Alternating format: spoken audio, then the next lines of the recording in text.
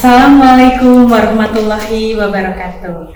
Teman-teman, perkenalkan nama saya Anissa Puspamustika. Saya merupakan guru di jurusan Teknik Mesin di SMK Negeri 1 Tirtamulia. Oke teman-teman, seperti yang kita ketahui bahwa di jurusan Teknik Pemesinan ada kompetensi dasar yang harus dipahami oleh siswa. Salah satu di antaranya adalah penggunaan alat ukur.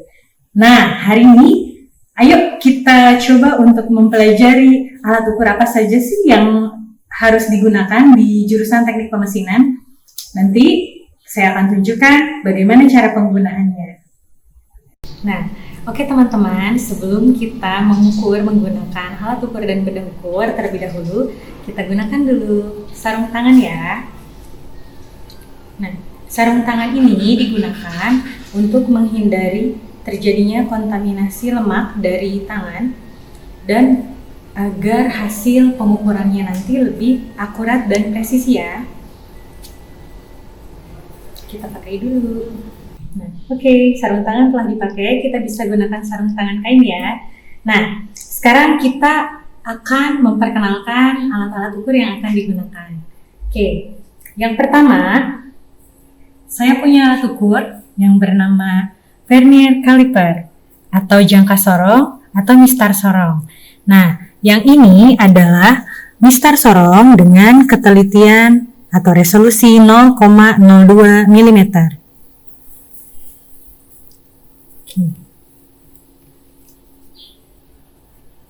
Nah, untuk mistar sorong yang satu lagi, ini saya punya mistar sorong dengan ketelitian 0,05 mm.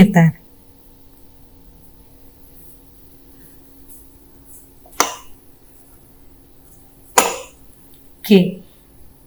Nah, yang selanjutnya ini saya punya outside micrometer atau mikrometer luar dengan skala pengukuran dari 0 sampai 25 mm dan tingkat ketelitian atau resolusi 0,01 mm.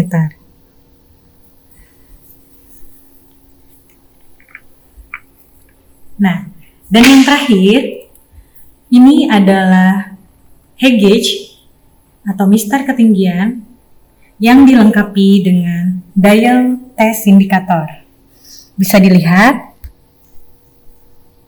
tingkat ketelitiannya. Ini.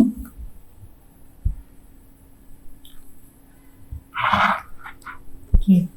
Kita akan mempelajari cara penggunaan ketiga jenis alat ukur tersebut. Oke teman-teman, sebelum kita menggunakan alat ukur, ada beberapa tahapan yang perlu diperhatikan. Ya, di antaranya, yang pertama, perlu dilakukan pembersihan. Oke, nah pembersihan ini bertujuan untuk menghilangkan debu, kotoran, dan minyak yang dapat mempengaruhi alat ukur.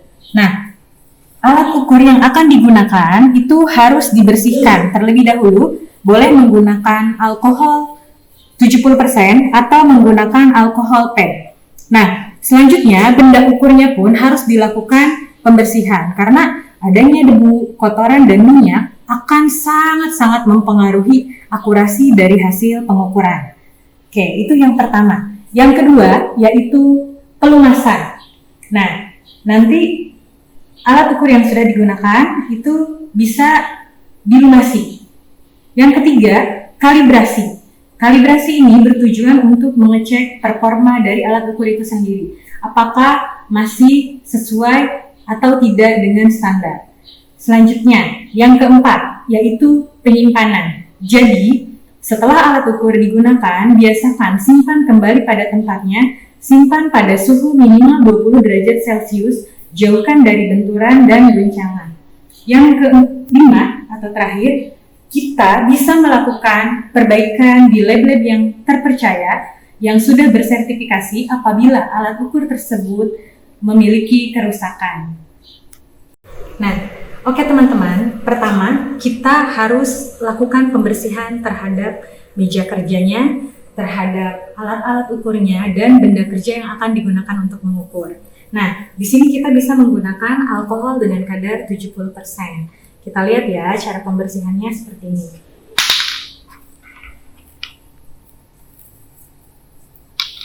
Oke, kita akan membasahi si kain lap bersih dengan alkohol.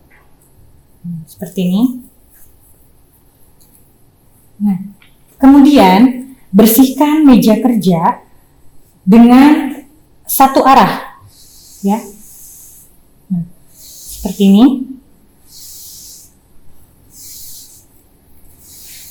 Hal ini dilakukan agar proses pembersihan itu debu tidak ada yang tertinggal. Jadi teman-teman tidak boleh ya membersihkan meja dengan cara seperti ini. Karena ini tidak boleh, akan menyebabkan debu akan membaur. Jadi biasakan membersihkan dengan satu arah. Seperti ini.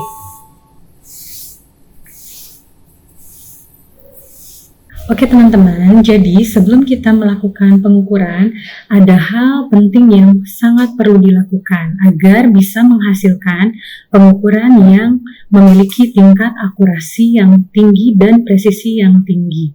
Nah, adapun definisi dari akurasi dan presisi itu sendiri adalah akurasi dalam pengukuran merupakan tingkat kedekatan pengukuran terhadap nilai yang sebenarnya. Sedangkan presisi dalam pengukuran dapat diartikan sejauh mana pengulangan pengukuran dalam kondisi yang tidak berubah mendapatkan hasil yang sama. Nah, berikut ini adalah ilustrasi dari hasil pengukuran. Misalkan, contoh pertama, akurasi rendah, presisi rendah. Kita lihat, dari 4 bintang semuanya tidak beraturan dan tidak ada satupun yang terletak di garis merah atau titik merah. Artinya dia memiliki akurasi rendah dan presisi rendah. Contoh kedua, akurasi tinggi, presisi rendah. Dari 4 bintang itu hanya 1 bintang yang terdiri pada bulatan merah di tengah. Ini menunjukkan bahwa dia memiliki akurasi tinggi tapi presisi rendah. Artinya ketika dilakukan pengulangan pengukuran maka tidak mendapatkan hasil yang sama. Nah, contoh yang berikutnya adalah akurasi rendah namun presisi tinggi. Jadi, dia tidak tepat berada pada garis merah, cuman dia memiliki tingkat presisi yang tinggi. Jadi ketika pengukuran itu diulang, hampir jatuh di titik-titik yang sama.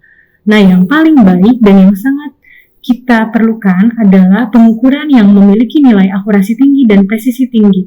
Bisa dilihat pada gambar keempat, saat keempat bintang terletak pada bulatan merah dan saling berdekatan. Pengukuran ini menunjukkan bahwa dia memiliki tingkat akurasi yang tinggi dan presisi yang tinggi. Jadi, sudah tahu kan alasannya mengapa pengukuran itu tidak bisa dilakukan sebanyak 1 kali. Untuk mendapatkan hasil pengukuran yang optimal, lakukan pengukuran minimal 3 kali dengan posisi di titik yang sama. Oke. Kita akan contohkan bagaimana cara pengukuran yang baik dan benar. Nah, oke. Teman-teman, sebelum kita mengukur, saya akan beritahu bagian-bagian dari alat ukur ini. Kita lihat ya, dari mistar sorong ini, yang pertama, di sini ada rahang tetap. Jadi dia tidak bergeser. Nah, sementara yang ini adalah rahang geser. Untuk selanjutnya, di sini ada tanduk tetap, di sini ada tanduk geser. Ini adalah baut pengunci. Dan yang terakhir, di sini ada batang kedalaman atau ekor kedalaman. Masing-masing bagian ini memiliki fungsi yang berbeda. Nah, ini bisa untuk mengukur dimensi-dimensi luar. Ini bisa untuk menggunakan dimensi dalam atau diameter dalam. Yang ini bisa mengukur ketinggian, step, ya, kedalaman lubang dan lain sebagainya. Oke. Nah, sebelum digunakan, ini kita bersihkan terlebih dahulu. Bisa menggunakan alcohol pad.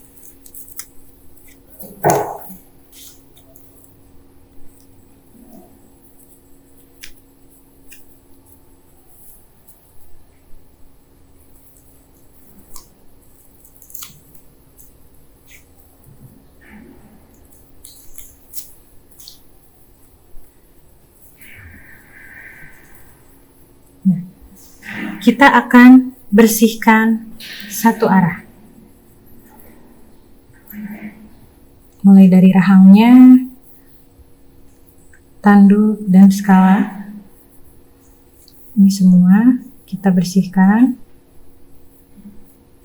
agar tidak ada debu yang tertempel.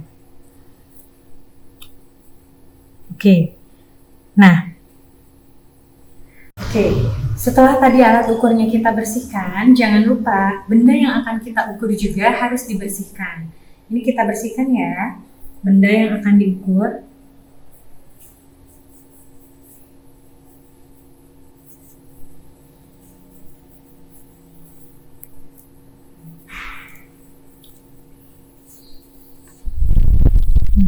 Oke. Bendanya sudah bersih. Alat ukurnya pun sudah bersih. Nah, kita akan memulai proses pengukuran. Biasakan sebelum memulai hasil pengukuran, pastikan setting zero sebanyak minimal 3 kali. Setting zero ini berfungsi untuk mengetahui performa dari alat ukur itu sendiri. Harus dilihat apakah angka 0 pada skala utama masih sejajar atau tidak dengan skala Nonius, 0 di skala Nonius. Ini kita bisa arahkan pengukuran ke arah cahaya seperti ini.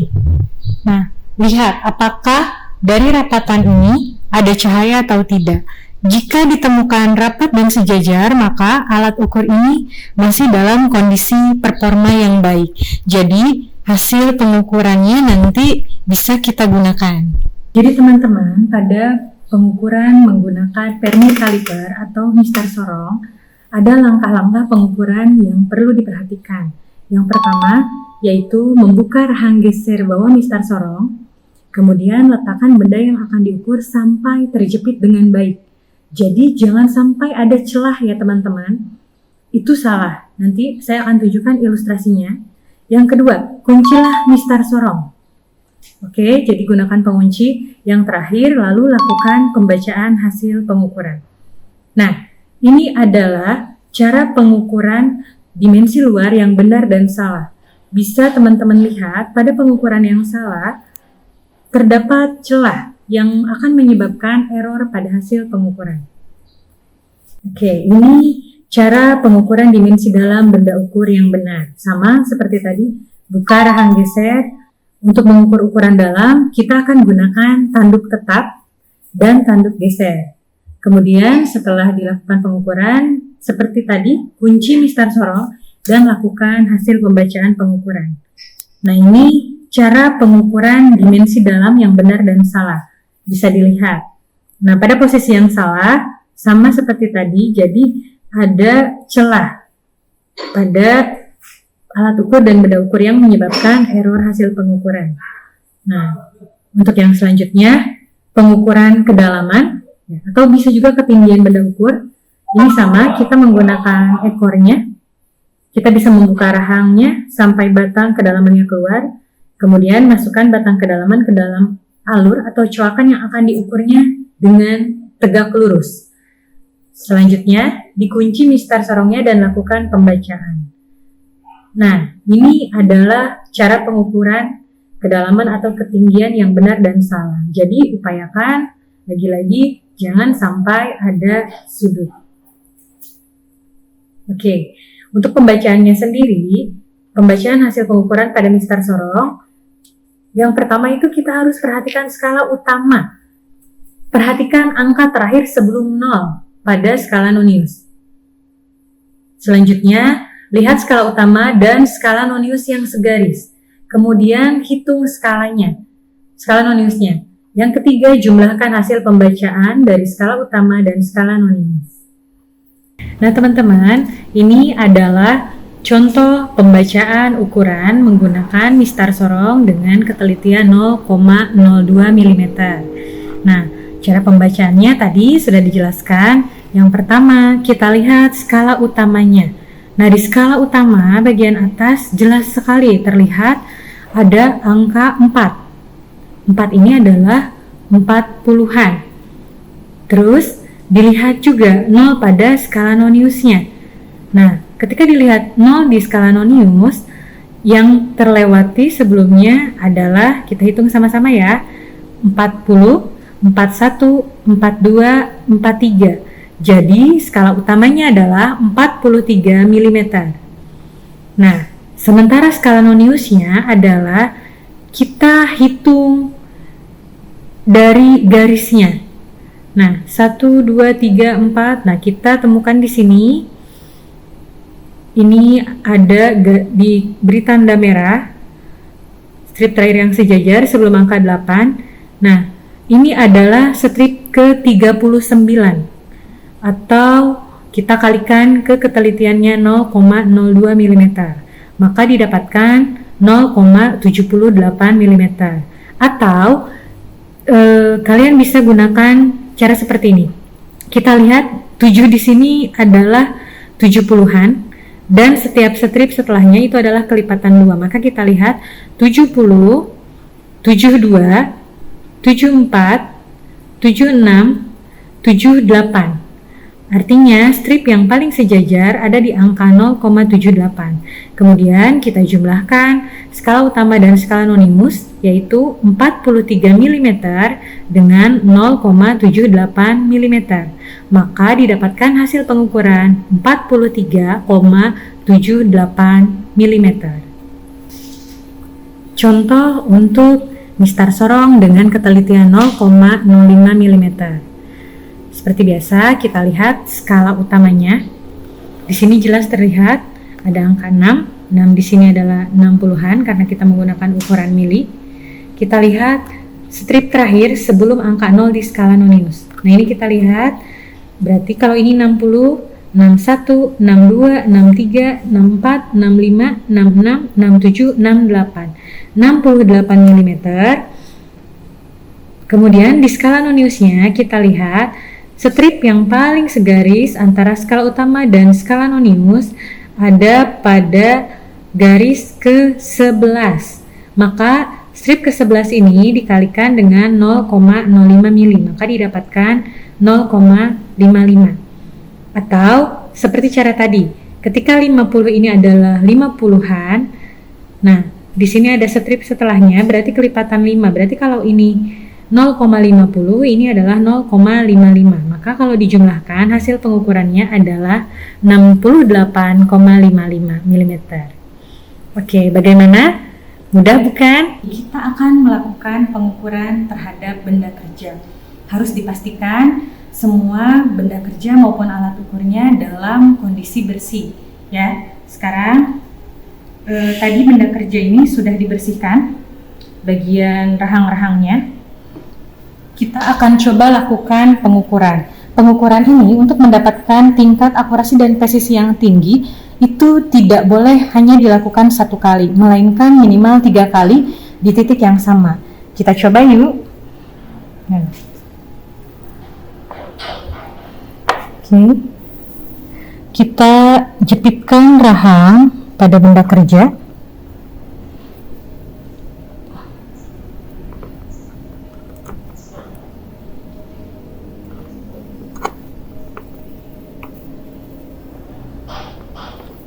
Oke, setelah ini kita lihat skala yang sejajar. Di sini kita dapatkan hasil pengukuran yaitu 15,40. Skala noniusnya sejajar di angka 4. Jadi 15,40. Oke, kita coba lagi lakukan pengukuran di titik yang sama. Ini kita kunci. Nah, hasil pengukurannya masih menunjukkan 15,40. Oke, yang ketiga kalinya masih di titik yang sama. Nah, hasil pengukurannya masih sama yaitu 15,40.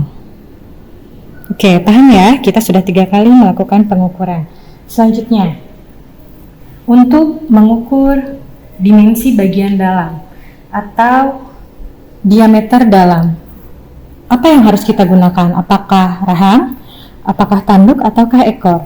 Nah, untuk kondisi seperti ini, untuk tingkat diameter dalam yang pertama, kita bisa gunakan tanduk. Cara pengukurannya seperti ini. Pastikan tidak ada celah ya, sesuai dengan yang tadi dipraktikkan. Nah, cari yang paling minim.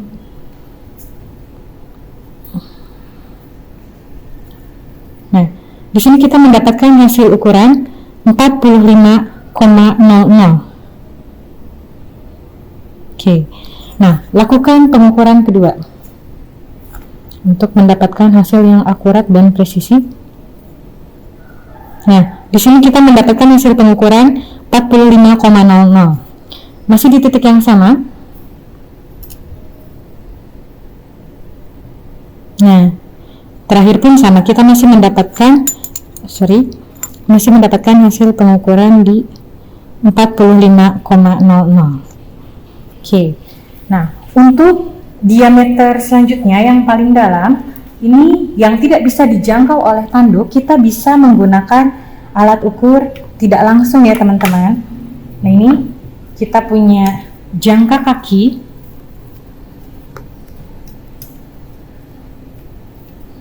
Nah, jangka kaki ini bisa kita masukkan ke dalam sini. Seperti ini. Karena tidak bisa dijangkau oleh tanduk, lalu kita kunci. Nah, gitu. Dan hasil pengukurannya nanti akan kita ukur menggunakan rahang. Nah, seperti ini.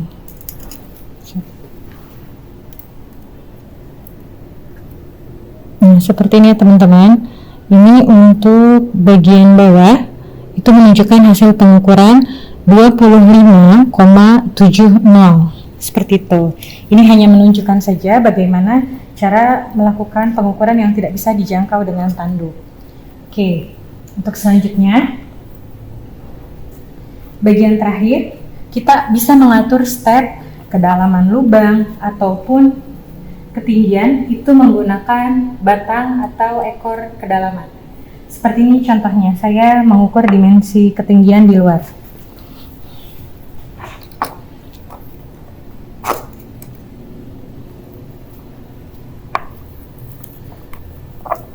Nah, oke, pastikan tidak ada celah.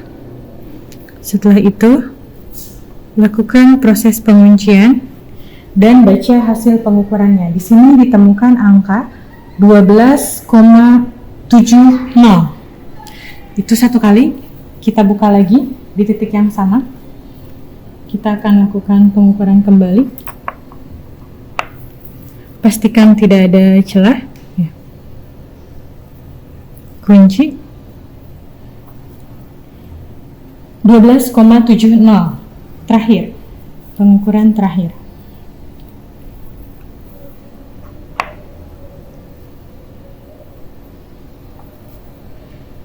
12,70. Nah, begitu cara pengukuran menggunakan mistar sorong atau Fernil caliper. Mudah kan? Jangan lupa ya, untuk ketelitian 0,05 sama saja, hanya yang beda nanti hasil ukuran di skala Noniusnya.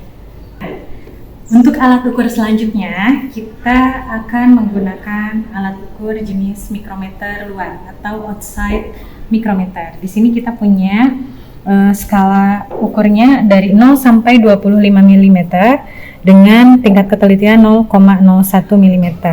Oke, sebelum kita masuk ke cara pengukuran, terlebih dahulu akan dikenalkan dulu ya bagian-bagiannya. Yang pertama, ini rahang sebelah sini, ini disebut anvil. Rahang ini disebut spindle. Di sini ada rangka atau frame. Ini adalah pengunci. Yang ini adalah slip. Dan bagian ini thimble namanya. Yang terakhir ini untuk pengunci lagi, ini namanya ratchet. Nah, ini adalah bagian dari mikrometer. Cara pembacaannya sama, kita nanti akan menggabungkan antara skala utama dan skala Noniusnya. Namun, sebelum digunakan, pastikan si mikrometer ini memiliki angka 0 di skala utama dan skala non-minus yang sejajar. Kalau tidak, berarti harus dilakukan setting atau kalibrasi. Jadi sama seperti tadi Mister Sorong, kita harus lihat zero point-nya. Nah, ini kita lihat 0 pada skala utama dan skala non-minus itu nampak sejajar. Seperti itu. Kita lakukan proses kalibrasi sebanyak 3 kali untuk memastikan bahwa ukurannya sesuai. 1 kali lagi. Nah, seperti itu. Jadi alat mikrometer ini sudah bisa digunakan untuk proses pengukuran. Tapi karena kita hanya punya yang ukuran maksimum 0 sampai 25, artinya maksimum 25 mili, kita hanya bisa mengukur benda dengan maksimal dimensi 25 mili.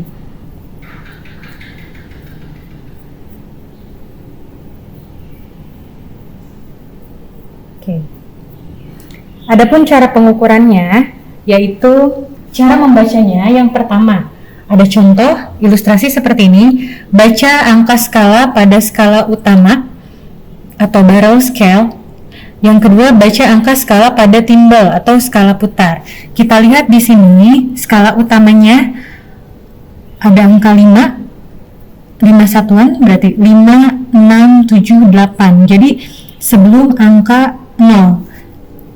Nah, di sini kita lihat di angka 1 ternyata ada garis yang terlihat, artinya dia tidak 8 tapi 8 ditambah 0,50, jadi 8,50 untuk skala utamanya. Adapun skala putarnya, kita lihat yang sejajar antara skala utama dan skala putarnya. Di sini terlihat bahwa garis yang sejajar ada di angka 15, 16, 17, 18, 19, berarti 0,19 mm.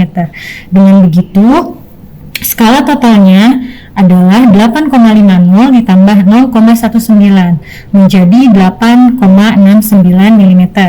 Oke, sekarang kita coba ya lakukan pengukuran ke benda kerjanya. Ini saya masih punya benda kerja seperti ini. Kita akan ukur sebanyak 3 kali di titik yang sama.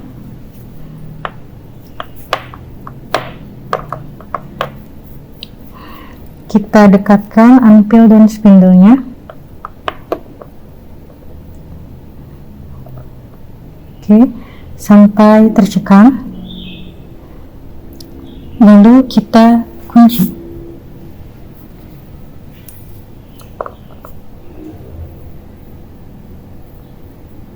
Nah, oke. Untuk benda-benda yang tidak mudah terdeformasi, gunakan ratchet dengan cara seperti ini. Nah, seperti itu. Setelah itu kita baca hasil pengukurannya. Di sini didapatkan hasil pengukuran 0, 5, 10, berarti ini sudah terlewati di angka 15, dan yang sejajar adalah 30, 31, 32. Artinya hasil pengukurannya adalah 15,32. Seperti itu. Ya. Kita ulang hasil pengukuran di titik yang sama.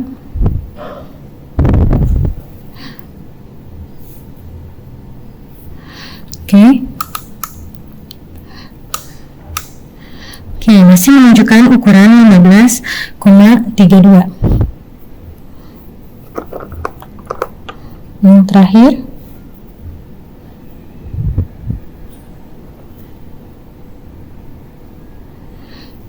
oke, bisa dikunci. Nah, masih di 15,32. Dengan begitu, hasil pengukuran dari diameter benda kerja ini yang step paling atas adalah 15,32. Ya, tadi sudah diberitahu bahwa untuk benda kerja seperti baja stainless steel yang seperti itu kita bisa menggerakkan ratchet seperti itu. Tapi untuk benda kerja yang mudah terdeformasi seperti rubber, ratchetnya cukup ditekan perlahan. Nah, seperti itu. Jadi beda ya cara penggunaannya, teman-teman. Nah, untuk alat ukur terakhir yang akan diajarkan di sini, saya punya height gauge yang menggunakan dial test indikator. Sebetulnya teman-teman, untuk bawaan aslinya ini bisa menggunakan scriber, hanya saja kita lengkapi dengan dial test indikator agar memperoleh hasil pengukuran yang lebih akurat. Nah, untuk bagian-bagiannya sendiri di sini kita punya base atau landasan ya. Yang ini ada kolom. Dua ini tidak boleh dipegang ya teman-teman. Nanti cara pengangkutannya pun ini bisa disenderkan seperti ini ya. Jadi jangan sampai si kolom ini terdeformasi gitu. Jadi tidak boleh disentuh apalagi digenggam seperti ini. Di sini ada aturannya, atau seperti ini tidak boleh. Ini juga tidak boleh ya. Jadi nanti cara penopangnya seperti itu. Nah, untuk high gauge ini di sini ada skala ukurnya. Nah, di sini yang bagian atas itu digunakan ketika kita menggunakan titik awalnya di bawah, base-nya. Dari bawah ke atas pengukurannya. Sementara yang bawah, skala bawah digunakan manakala kita mengukur titik nolnya dari atas turun ke bawah. Di sini ada pengunci. Ini jauh, ini slider. Nah, sama seperti alat ukur lainnya, sebelum digunakan, pastikan kita setting 0. Oke, kita dekatkan ke dasar, nanti bisa dibaca ukuran yang bagian atas, karena kita akan menjadikan titik bawah sebagai acuan. Jam dialnya sudah mulai berubah.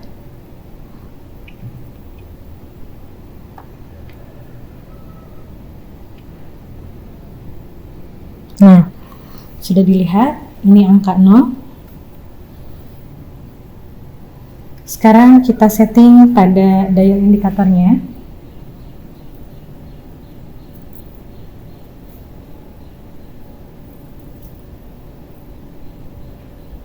Nah, teman-teman bisa lihat sudah di 0 juga. Setelah di 0, kita lakukan setting 0 dengan memencet tombol 0 ini. Ya, agar 0. Seperti itu. Oke, ini sudah siap digunakan untuk mengukur. Ya, kita coba lagi. Lakukan pengukuran 0 sebanyak 3 kali. Untuk memastikan akurasi pengukuran.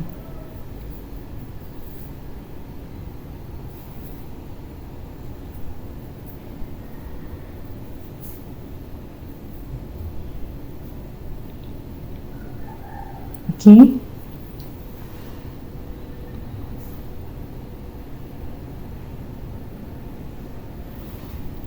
Oke. Kita nolkan lagi. Kita angkat lagi, satu kali lagi. Ya. Kita zerokan lagi.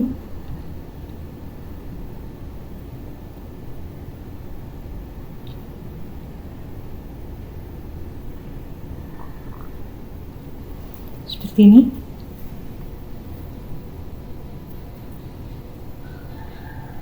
Oke. Kita nolkan. Oke. Setelah seperti ini, kita coba ukur benda kerjanya.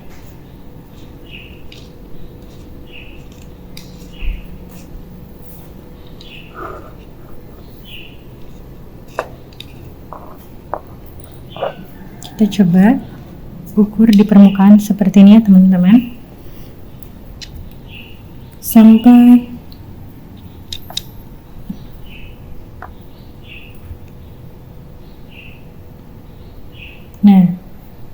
menunjukkan angka 0. Bisa dilihat ketika sudah menunjukkan angka 0 seperti itu, lakukan pembacaan ukuran. Nah, jarum berada di sebelah kiri. Ini menunjukkan ukuran sebelumnya, berarti 42,80. Oke. Kita lakukan lagi pengukuran di titik yang sama.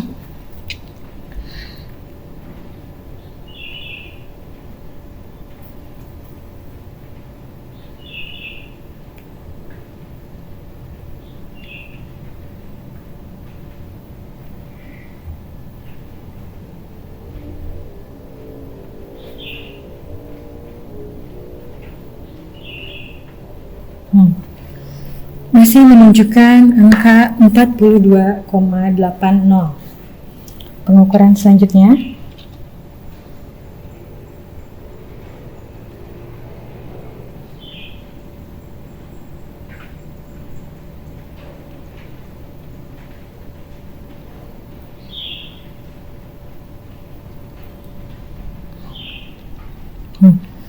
Ini didapatkan hasil pengukuran, sebentar. Tadi bergeser.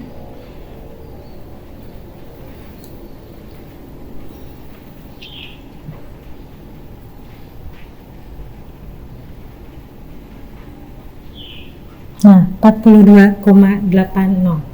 Dengan demikian, berdasarkan hasil pengukuran sebanyak 3 kali di titik yang sama, hasil pengukuran menunjukkan bahwa benda kerja ini untuk step paling bawah memiliki ketinggian 42,80. Oke, mudah bukan?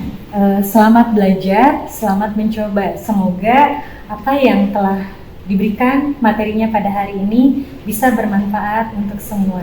Oke, sampai ketemu ya di pembelajaran selanjutnya. Semoga hari-harinya menyenangkan dan tetap semangat untuk belajar. Terima kasih.